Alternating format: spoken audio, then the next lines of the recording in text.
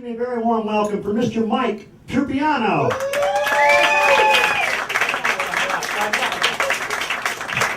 Keep it going for John, everybody. Yeah. He took all my death jokes. How is everybody? Welcome to the Underground, literally the Underground Festival. I'm Mike Turpiano.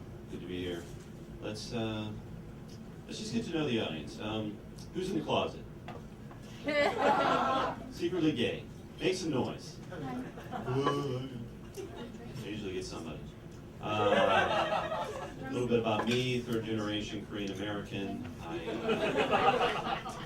What can I tell you? I joined this gym recently, and it's got like 80 locations around Manhattan. And the thing is, I don't even really work out. I just want a place I can run into and use the bathroom. $60 a month is totally worth it. No more begging at diners. Come on, I'll buy a muffin. And you get a free trainer. You get like one session with the trainer, you know. So I met with my trainer. Typical trainer, you know. 6'2", like 250 pounds. It's like all muscle. Butch, Karen, I think her name is. Tough. Work it. I don't work out, you know. I used to do yoga briefly, just when I wasn't dating. That's when I did yoga, because I was very stressed. Because I had a lot of energy built up, you know. All my friends, my new age friends, were like, "Dude, just do yoga, man. You won't even think about sex. Just do yoga," you know. So I went and I did yoga.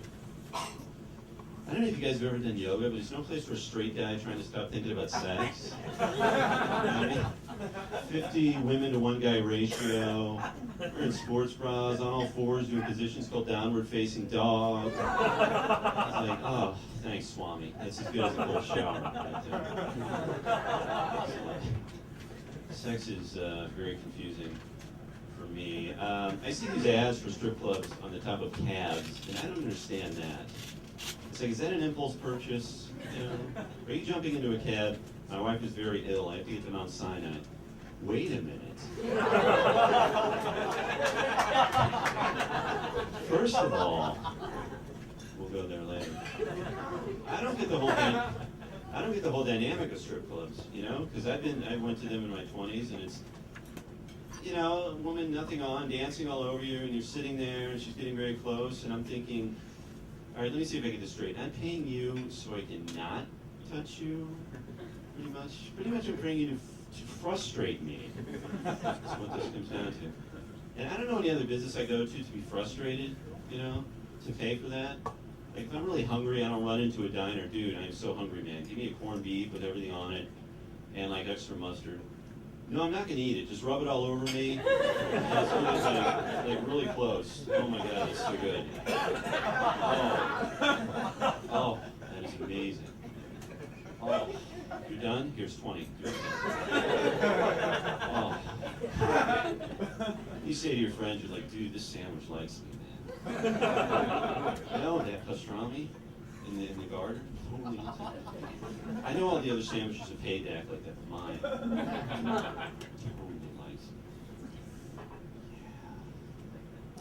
Seeing someone, she's straight. It's a nice change.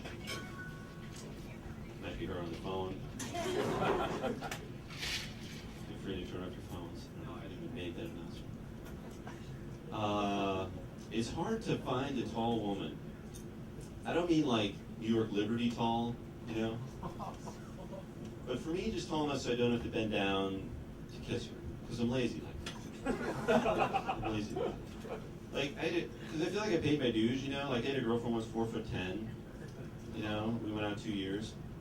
And I was totally in love with her, but it's weird to walk down the street because she's got her arm around my leg. What is that? I got my arm around her head. It's hard to bend down to kiss her. It's totally hard to bend down and kiss her, you know? So it was like, I used to play basketball, so I just palmed her.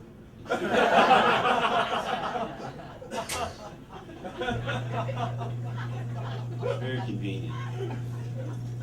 She's like, you know, when you kiss me, I feel like I'm flying. That's just me.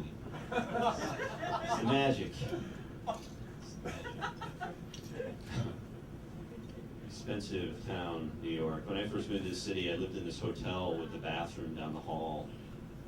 Like a lot of old drunk neighbors, as neighbors, old drunks. And these guys, they actually got hostile, when you tried to clean the place up. First night I was there, I got a knock on my door like 3 a.m.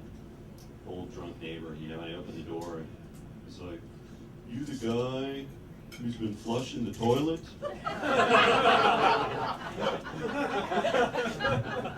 "We don't need those fancy ways here." I'll see you at the co-op board meeting. Something. I'm on the internet a lot. I love the internet.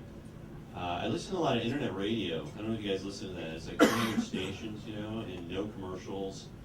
Amazing, the number of stations. But the kind of internet radio I listen to, they ask me to rate the song. So I'm listening to something and it's like they're flashing, rate this song, And like I was listening to Mozart a week ago, and they're like, rate this song. Like, I don't know, I don't know music, I'm like, 2? I don't play anything, It's like, what is that, a harpsichord? I don't know. 4? I don't know. It's all right, it's like background music.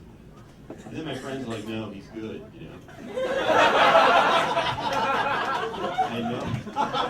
had no idea.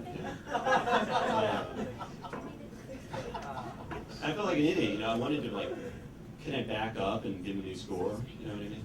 Because I don't want the sales to go down or anything. Plus, like 5 minutes earlier, I gave the 9 to Whitesnake. I feel like an idiot. Mozart's good. It's good to be doing comedy, I used to paint apartments for a living. And that sounds exciting, but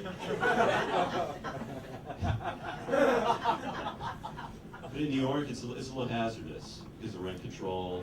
There are a lot of very old people in the city who've been in their apartments so long, that they forget what prices are like in the outer world.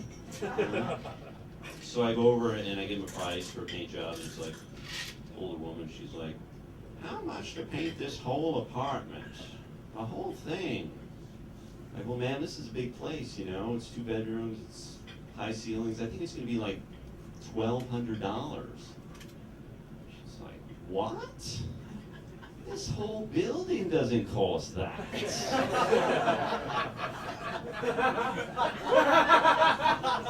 "Young man, are you hooked on snuff?" Just send a telegram to President Truman about that. You're a scallywag.